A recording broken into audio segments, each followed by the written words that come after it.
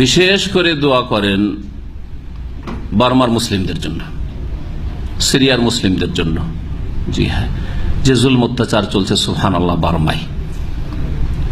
বার্মার যে জুলম অত্যাচার মুসলিমদের উপর হচ্ছে, এটা প্রচার মাধ্যমগুলিতে মোটেই আসে না।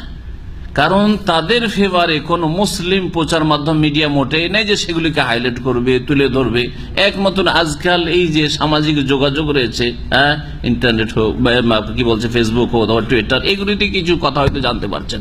তাহলে সেখানে যে কি জুলম অত্যাচার হচ্ছে, আর রাষ্ট্রীয় জুলম অত্যাচার, এক হচ্ছে ব্যক্তি পর্যায়ে দাঙ্গা ফাসাদ, যেমন হিন্দু মুসলিম দাঙ্গা ফাসাদ অহরহ লেগে আছে, ভারত বিভিন্ন জায়গায় লেগে আছে, সেটা হচ্ছে দাঙ্গা ফাসাদ। সরাসরি ইনভলভ তাতে সরকার, এটা হচ্ছে রাষ্ট্রীয় জুলুম অত্যাচার। তো সেখানে জাতিগত বুদ্ধিস্ট জালেমদের যে জুলুম অত্যাচার হচ্ছে ওটা তো হচ্ছে, কিন্তু সরকার রাষ্ট্রীয়ভাবে জুলুম অত্যাচার করছে রোহিঙ্গা মুসলিমদের ওপর, যারা আসলে বাঙালি মুসলিম। রোহিঙ্গাদের প্রাচীন ইতিহাস রয়েছে, সেখানে এক ইসলামিক স্টেট ছিল, ইসলামিক হুকুমত ছিল, এবং তারা এই বাংলার জমিন থেকে সেখানে হিজরত করে সেখানে গিয়ে ইসলামী আইনের বাস্তবায়ন করে, দীর্ঘকাল ধরে সেখানে ইসলামিক স্টেট কায়েম থাকে। তারপরে এই বুদ্ধিস্ট জালেমরা সেই দেশটি দখল করে, সেই রোহিঙ্গা এলাকাদের যে এলাকা আরাকান দখল করে। এরা আসলে বাংলার জমিনের লোক। আমি তাদের ইতিহাস পড়েছি, দেখেছি যে মুর্শিদাবাদে যখন মুসলিম শাসকরা, নওয়াবরা ছিলেন, যেমন সিরাজউদ্দৌলা, তারপরে তার আগে যেসব মসজিদ কুলি খান, তার নামে মুর্শিদাবাদের নাম মুর্শিদাবাদ, বাংলা এবং আসামের অখণ্ড বাংলা, তখন বর্তমান বাংলাদেশ এবং পশ্চিমবঙ্গ আর আসাম, এই বিশাল যে মুসলিম রাজত্ব ছিল, এখান থেকে মুজাহিদিনগণ গিয়েছিলেন এবং মুসলিমরা সেখানে হিজরত করেছিলেন, সেখানে ইসলামিক স্টেট কায়েম হয়েছিল। তাদেরই বংশধর এরা মুসলিম, আমাদের দিনী ভাই, আমাদের ভাষাভাষী, আমাদেরই জাতি। তারা শুধু এখন বর্ডার হয়েছে, মানুষের তৈরি করা বর্ডার তৈরি হয়েছে, এতে আমাদের সম্পর্কের কোনো পার্থক্য হয় না। সে বর্ডারের ভিতরের লোক হোক আর বর্ডারের বাইরের লোক হোক, আমার ভাষাভাষী হোক আর আমার ভাষা যারা ভিন্ন ভাষাভাষী হোক, আমাদের সম্পর্ক হচ্ছে ইন্নামাল মুমিনুনা ইখওয়া, নিশ্চয়ই মুমিনরা, ইমানদাররা পরস্পর ভাই বোন, যেখানেই হোক না কেন, যেই ভাষাভাষী হোক না কেন, যেই রং বর্ণের হোক না কেন।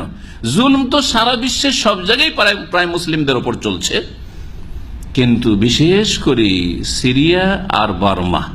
আল্লাহ পাকের কাছে দোয়া করেন, আমরা এই দোয়া ছাড়া বেশি কিছু করার ক্ষমতাও আজকাল রাখি না। না আমাদের কাছে রাষ্ট্রীয় কোনো ক্ষমতা আছে যে তা দিয়ে কিছু করব, না আমাদের কাছে সেখানে যাওয়ার মতো কোনো রাস্তা খোলা আছে যে সেখানে গিয়ে আমরা বা আমাদের কেউ গিয়ে সেখানে করে এই মজলুমদের পাশে দাঁড়াবে এবং তাদের সাহায্য করবে। অথচ আল্লাহ ফরজ করেছেন, রাসূলুল্লাহ সাল্লাল্লাহু আলাইহি ওয়াসাল্লাম বলেছেন, উনসুর আখাকা জালিমান আও মাজলুমান, তোমার ভাইয়ের সাহায্য করো, সে জালেম হলেও সাহায্য করো আর মজলুম নির্যাতিত হলেও সাহায্য করো। সহিহ বুখারীর হাদিস। সাহাবীরা বলে, ইয়া রাসূলুল্লাহ হাযাল মজলুম, মজলুমের তো সাহায্য করবো, যে নির্যাতিত তার তো সাহায্য করবো, হ্যাঁ, তাহলে জালেমের কি করে আবার সাহায্য করবে? জালেমের কি করে সাহায্য? জালেম মারছে, খুন করছে, অত্যাচার করছে, লুটপাট করছে, বাড়ি ঘর জ্বালাচ্ছে, ওর আবার কি করে সাহায্য করব, হেল্প করব? বলছে তাকুফুহু আনি জুলমে, তার জুলম করায় বাধা দেবে, জুলমের হাতকে ভেঙে দেবে। ফাহাজা নাসরুকা ইয়াহু, এটি হচ্ছে এই জালেমের সাহায্য করা, জালেমের হাতকে ভেঙে দেওয়া, জালেমকে দুর্বল করা, জালেমকে কোণঠাসা করা, জালেমকে তার অত্যাচার থেকে, জুলম থেকে বিরত রাখা, এটি হচ্ছে এই জালেমের সাহায্য করা, যাতে করে জুলম না করতে পারে অসহায় আর যারা দুর্বল কমজোর তাদের উপর। আল্লাহ পাক রব্বুল আলামিন আমাদের সামনে রাস্তাকে এমন সংকুচিত করেছেন আমাদের পাপের কারণে, উম্মতে মুসলিমার দিন ইসলাম থেকে সরে যাওয়ার কারণে, যে সেখানে সরাসরি যাওয়ারও কোনো ক্ষমতাই নেই, সেখানে যে কোনো আর্থিক সাহায্য সহযোগিতা পাঠাবেন তারও কোনো রাস্তা খুঁজে পাওয়া যাচ্ছে না, অন্তর থেকেও, মন থেকেও, ঈমান থেকেও করতে পারছেন না, সক্ষম না। একমাত্র একটি রাস্তা খোলা আছে, যেই রাস্তা কোনো তাগুত বন্ধ করতে পারবে না, এবং এমন একটি আওয়াজ আছে যে আওয়াজটি রবের কাছে পৌঁছলে সরাসরি সেটা কবুল হবে, সেটা হচ্ছে দোয়ার আওয়াজ। ইত্তাকি দাওয়াতাল মাজলুম, নির্যাতিত মজলুমের দোয়া থেকে বাঁচিও। ফাইন্নাহু লাইসা বাইনাহা ওয়া বাইনাল্লাহি হিজাবুন, মজলুমের দোয়া এবং আল্লাহর মাঝে কোনো আড় পর্দা থাকে না।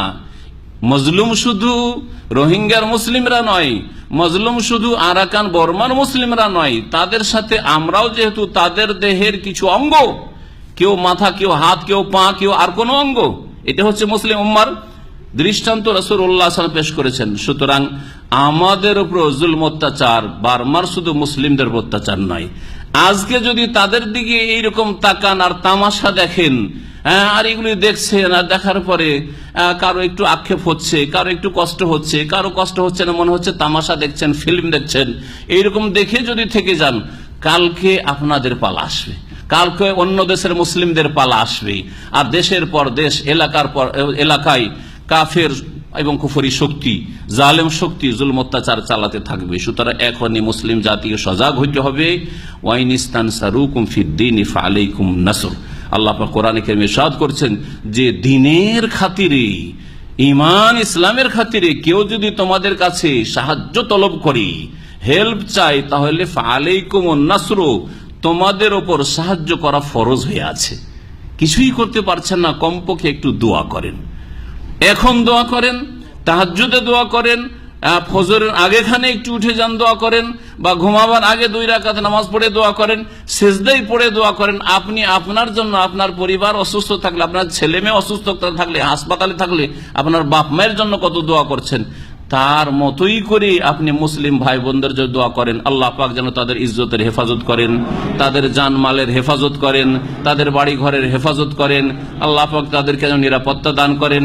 আল্লাহ পাক রব্বুল আলামিন তাদের জুলম যেন দূর করেন।